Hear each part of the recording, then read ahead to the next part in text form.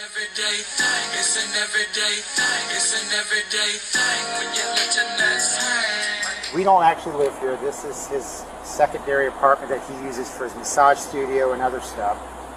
But his Jeep's been here, the girl's now saying, for almost 2 to 3 days. It hasn't moved, and we can't get a hold of him. We've called, y'all did a wellness check yesterday. They couldn't go in because I don't have a key, so they told me to get a hold of the landlord. He actually has a key. Okay. But they told us not to go in back since I'm not legally on the lease or anything. Okay. So. What's his name? Timothy Floyd Smith. But it's not like him because normally he's the executive director at the Brookdale Shambrel Prank Castle, so he's very responsible about it. You know, that's his job. He does everything. 5631.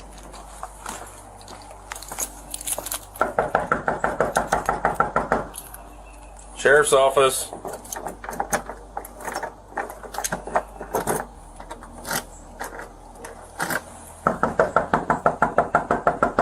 Sheriff's office.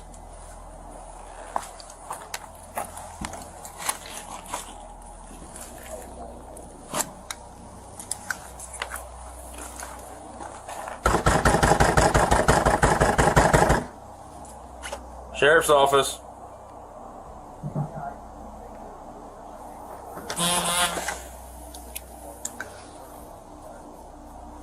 Sheriff's office.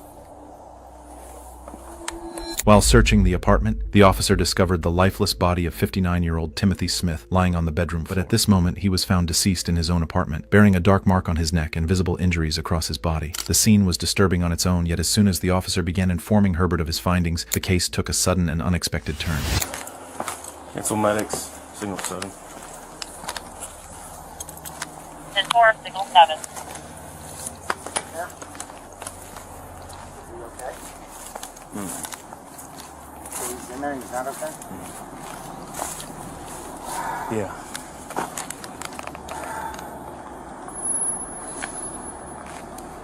Sorry, Lord.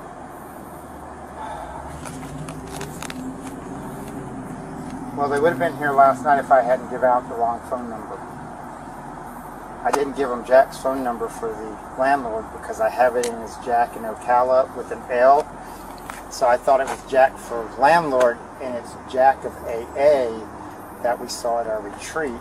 And I gave him that number, and he called me this morning and said, Herbie, I'm not Jack's landlord, so why are you calling me? And I'm like, oh my God, I said. So I've been scrolling through it. It took me 45 minutes to find his number, and I had to find it via text. I've got to call Kevin. Kevin's the only. When's the last time you saw him? I went to bed on Thursday night, and I go to bed about 9:30. He finishes doing his medication.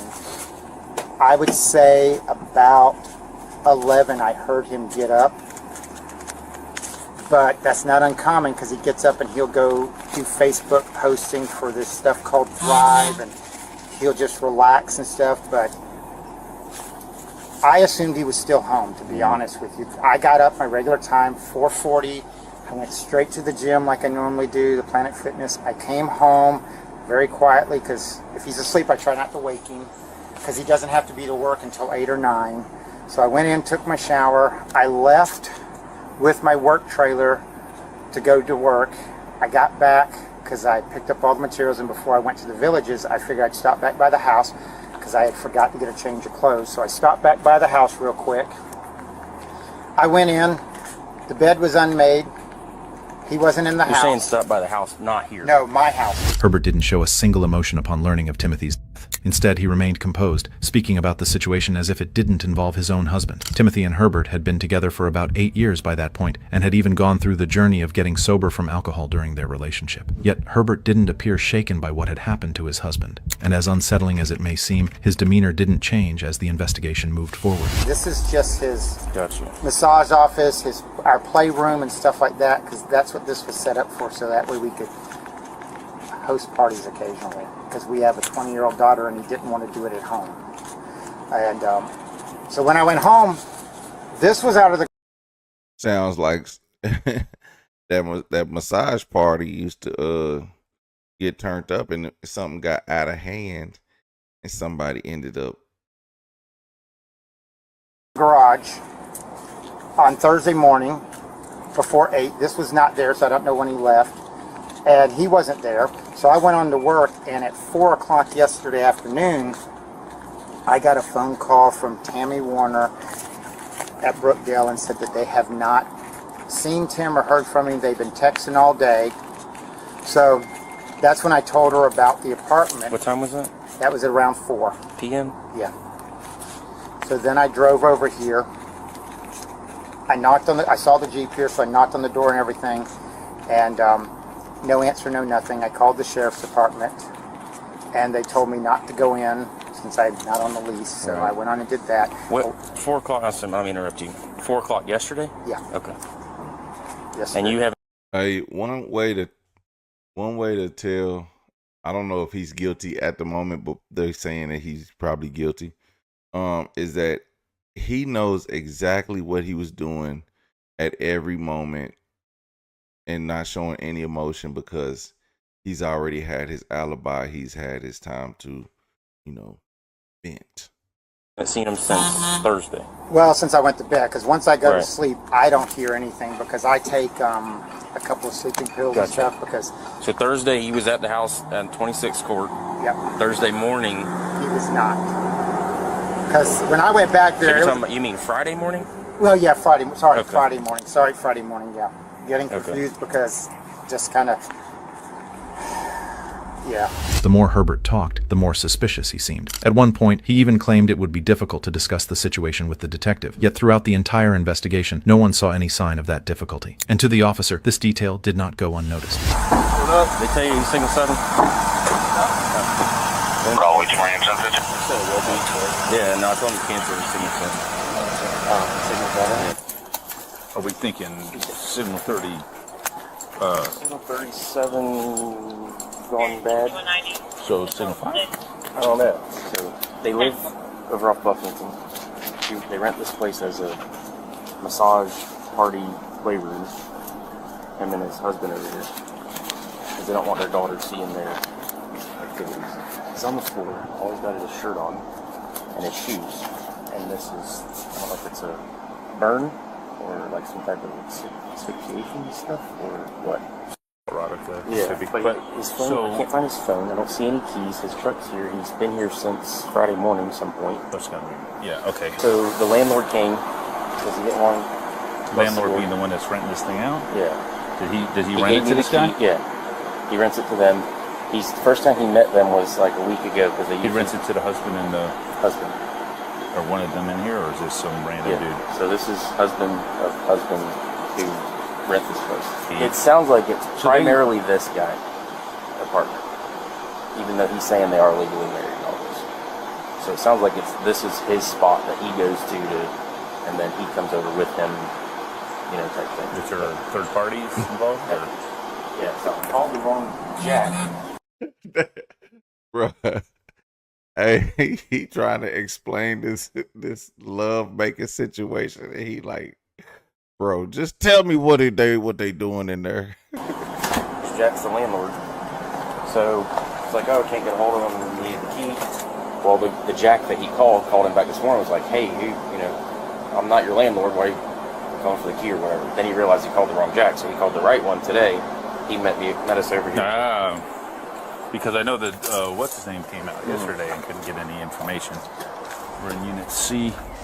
Inside the apartment, officers found no keys or personal belongings belonging to Timothy, items he surely would have had with him that night. The scene alone raised serious suspicions, but when officers followed up with Timothy's co-worker, who reported he hadn't shown up for work the day before, their suspicions only grew. Can I talk to you? This is Sam. What was your name? Tammy Wonder. How do you know? Tim and I have been friends for we work together. We've just worked together in the medical field forever. We've been close friends with Herb and Tim for 10 years or longer. When's the last time you seen him? Thursday. What time was it? We were at work together, so I think I saw him all day. What time did he leave work? He usually leaves around 5. Have you talked to him since then? Well, that's what all started all this, because yesterday he wasn't answering us. We were at work and he wouldn't answer anybody, so I called her to find out if he knew where he was at. And so Herb came over and tried to knock. I've come over and knocked. When were you here? I was here this morning. I came this morning hoping maybe he would open the door. What time were you here? It's probably about 9:30. He's really dead. Yes, ma'am. Tammy seemed more unsettled by the situation than Timothy's own husband, who, throughout the entire investigation, only raised more concerns with his behavior. Is this primarily his place? Is that why you didn't have a key? This is not a primary residence. No, I mean... No. His... I have a key, but my daughter thinks he took it off the key ring at the beginning of the week because when he goes and plays, he wants the key, so that way he's not over here using it. So I have a key, but I think it's with his stuff here. Okay. Because when he goes and plays during the week, he takes the key. Gotcha. Because he doesn't want me interrupting. And his thing to me tells me I'm doing a massage. So I know what it means, and I let it go, and, you know.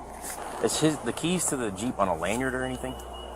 They're usually in a black bag that he keeps on his shoulder, and it just goes in there because it works on a fob. And he doesn't keep them in his pocket. Okay. So he just holds the bag and pushes the button. Well, he holds the bag and he just touches it, and I can tell you now, he won't even keep a key in his pocket hardly at all. And I know for a fact his gun is not in the black bag because it's sitting on the dresser at the house. Okay. Me and the daughter came over, knocked on the door last night. I took that gun out because that was my gun. So the Jeep was unlocked? No, the Jeep was locked. I came last night with my key. I have a set of keys at home for it. Gotcha. I just didn't bring them now because I didn't think about it. But we came last night just because Candy made a point to me, not you, actually. He rents it to the husband and the husband. You, actually, friend Candy said, she says, do you have a gun in the Jeep or anything? I said, yeah. She said, well, you shouldn't leave it there unsecured because it's in your name. So we came by last night. We even beat on the door after the officer just to see if we could get a hold of him one more time, and we got nothing. But I put that gun on the dining room table just so it wasn't here. What time were y'all here? It was probably around 9-ish. Okay. Or actually, it had to be before 9. He was probably in the best shape he's ever been. He's probably been in the best shape he's ever been life-wise because, I mean, he took care of himself healthy-wise, and so did I, especially after we quit drinking. Yeah. So, I mean, 3 years is a mile mark for as much as we drank. And neither one of us ever did any, you know, we tried it but didn't like it. It wasn't our cup of tea. Sergeant Simpson. All right. According to Herbert, he and his daughter Jordan had gone to the apartment the night before. Strangely, he claimed he didn't find Timothy inside, even though he admitted he had a key. At that point in the investigation, the statement was suspicious enough on its own, but it would later prove to reveal far more than Herbert intended. Officers continued processing the scene, searching for any piece of evidence that could shed light on the case. But it was when one of the officers spoke with Timothy's neighbor that everything changed. How you doing? Good, how are you? Good. Are you Stuart? Yeah. Okay. Do you know your neighbor over here at all? Not really. Okay. But my landlord told me a little bit ago and told me what happened. Okay. Is that your Ring camera out front? Mm-hmm. Okay. Would our detective be able to see the footage from yesterday if they need to? Yeah, Okay. absolutely. Okay. I looked when he asked me about it, and the way that it's angled, I can just see the tail end of his Jeep. Okay. And that's about it. Okay. It looks like he arrived there yesterday about 2:30 in the morning. Between 2:30 and 3:30. Yesterday, the 24th? Yeah, it'd be early the 24th. Yeah. Okay. And then that's it, other than the morning when the guy on the motorcycle, no idea who that is, but he showed up in the morning sometime. Actually, it was not in the morning, it was the afternoon, it looks like 4:13 is when he pulled in. Yeah. Okay. Alright, well, they'll probably be in touch with you. He's got it, his camera went off when he got here at 2:30 in the morning yesterday. And then the only other thing he said he saw was that he pulled up at 4:15 yesterday afternoon. Well, he told me that the coworker called at 4 and said, hey, I haven't been able to get a hold of him. So I think he came here before. He said he came. Oh, I don't know. He was just looking in between. You can text those videos? Yeah. Did it go off around 9:30 last night? 9:30? I'm sorry, 8:30 or 9 o'clock? There's two videos. It didn't actually capture him pulling in, but there was an alert because a cat walked in front of it at 2:30, and then again at around 3:30. Okay. And the Jeep appeared between those times. two Okay. times. The autopsy revealed he had been given diphenhydramine at a dose nearly 30 times higher than the normal therapeutic level. The marks on his neck also indicated he had been assaulted with a ligature, an attack that fractured his cervical spine. As the investigation progressed and Herbert faced more intense questioning about what had happened to his husband, he stopped cooperating with officers, stating he would only speak if granted prosecutorial immunity, something that only deepened investigators' suspicions. Cell phone location data also placed Herbert with Timothy's Jeep at key moments. Detectives further discovered that Herbert stood to inherit a fortune worth $381,000 in life insurance and retirement funds in the event of Timothy's death, which later proved to be the reason behind the crime. Because although Herbert had portrayed their relationship as long-lasting and stable, it was actually deteriorating. Timothy had been planning to move to DeLand, Florida, and start a new job without Herbert, who was financially dependent on him. The evidence against Herbert was overwhelming, and despite his efforts to present himself as innocent, there was nowhere left to run. Do you want it back here? Yeah. Man, Herbert did all that damn lying and got caught up in the end. Look, see, you can't do no crimes nowadays. Everybody got cameras. Matter of fact, I gotta go get one of my cameras. Just got replaced, and the fact of the matter is, my camera it has every angle on this street. As long as you come within the vicinity of my property, it's gonna pick up recording all the way just past my mailbox. If you walk your dog on my property, it's gonna record. There is some instances where you can drive down the street, but I don't get all the cars, because the fact of the matter is, I don't need to record every time somebody drive past my street. Then I have recording all day. But the thing is, if you commit a crime and you drive down the street, you'll probably get caught on about 10 cameras going down the street. You know what I'm saying? People have cameras everywhere, especially in apartments. If you're walking through some apartments, people have Ring cameras now. It's a chance you're going to get caught on camera somewhere walking through a breezeway, and they're going to know exact path that you walk through if you commit a crime, and they're looking for evidence, and they're looking through apartments. They're going to go to every door that has a Ring camera. Okay? If a crime happens on this street, the first thing they're going to do is look around. They're going to see my house, and they're going to be like, oh, that house has cameras. Let me go there. They're going to look at that down across to my neighbor. His house has cameras. Let me go there. They're going to look at my other neighbor's house. They're going to say, oh, they got cameras. Bro, you is not finna come on this. You is not finna come on this street and throw a rock and think that we don't have you from every angle, from which way you came. So that's the day and age we in. Back in the day, you used to get away. Now they got these things called flocking cameras, where in Oklahoma City, it was a crime committed on Northeast 23rd Street at this hotel. They tracked this car all the way to Edmond, to this person's residence. They tracked this car from the murder scene all the way home. Now, how may they do that, might I add?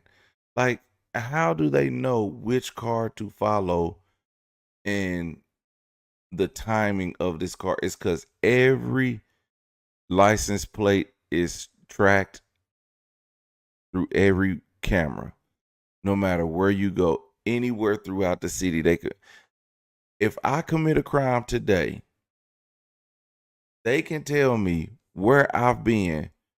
Like, let's just say, I'm not gonna say nothing like really crazy, because I don't want to be like, I don't want to have the feds on me. But let's just say I wanted to commit a mass destruction plan, and then I go commit that mass destruction of whatever kind. They could follow me from wherever I committed that crime to my home, to wherever they'll go through my house, go through my bank records, see where I've made purchases at through my bank records, See where I've made ATM withdrawals. See what side of town I've been in. They'll call my job. See what time I've clocked in, clocked out. See what time I clocked out. Watch when I've clocked out, left my job, and where did I head to from my job all the way back to my home. They'll time my stuff like that.